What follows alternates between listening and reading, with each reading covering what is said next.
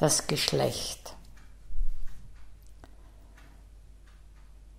Mann und Frau sind äußerlich zwar gegensätzlich, doch im Innersten haben sie beide den gleichen Wunsch, das gleiche Ziel, nämlich sich zu erfüllen in der Liebe. Lieben und geliebt werden, das ist das Ziel des Geschlechts, um daraus dann ein Ergebnis zu sehen und zu erkennen, nämlich in einem Kind.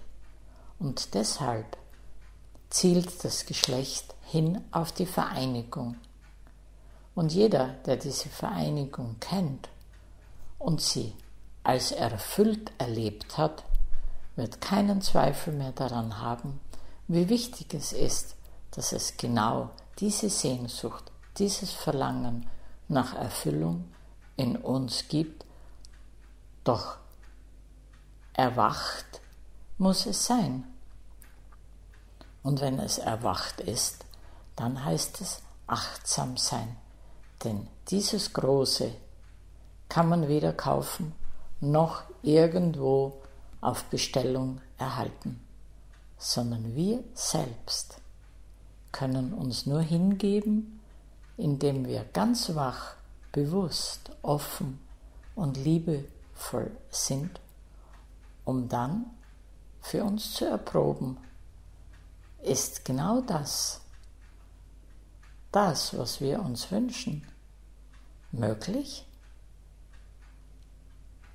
Und möglich ist es nur, wenn wir alles geben. Liebe Zuhörer, an diesem Sonntag sage ich etwas über die Hingabe an eine Bewegung, die viele vom Heiligen unterscheiden, obwohl es den Sonntag oft auf eine innige Weise heiligt. Ich sage etwas über das Geschlecht. Auf unser Geschlecht hin ist unser Körper ausgerichtet. Auf ihm baut er auf. Von ihm kommt er her. Auf sein Gelingen geht seine Entwicklung. Unser Geschlecht ist die Keimzelle unseres Lebens. Über das Geschlecht geht unser Leben weiter. Nur über unser Geschlecht können wir in unseren Nachkommen überdauern. In unserem Geschlecht konzentriert sich unsere intensivste Lust, die eigentliche Lebenslust, und nach ihr unsere tiefste Entspannung. Wie geht es dabei unserem Geist und unserer Seele? Die Lust der innigsten körperlichen Vereinigung zwischen Mann und Frau ist auch die tiefste Lust der Seele und des Geistes. Sie zeigt sich darin, dass sie auf dem Höhepunkt dieser Lust wie ausgeschaltet, so in sie mitgenommen werden, dass sie mit unserem Körper und mit dem Geschlecht zu einer einzigen Bewegung verschmelzen. Hier führt unser Geschlecht. Alles andere wird von ihm absorbiert. Die Bewegung, die Mann und Frau auf die innigste Weise auf allen Ebenen vereint, ist unsere tiefste Erfahrung von Hingabe. Die Hingabe an wen und an was?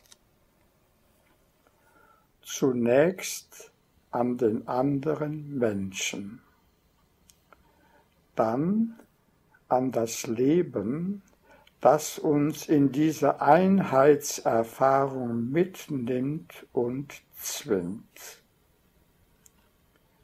Letztlich ist sie die tiefste Hingabe an jene schöpferische Kraft, in deren Dienst sie steht. Daher ist sie auch die tiefstmögliche religiöse Hingabe, die volle und tiefste Anbetung. Wie? Wenn wir uns ihr überlassen, mit Liebe überlassen, mit Lust überlassen, uns ihrem Ergebnis überlassen und bereit sind, ihm ein Leben lang zu dienen.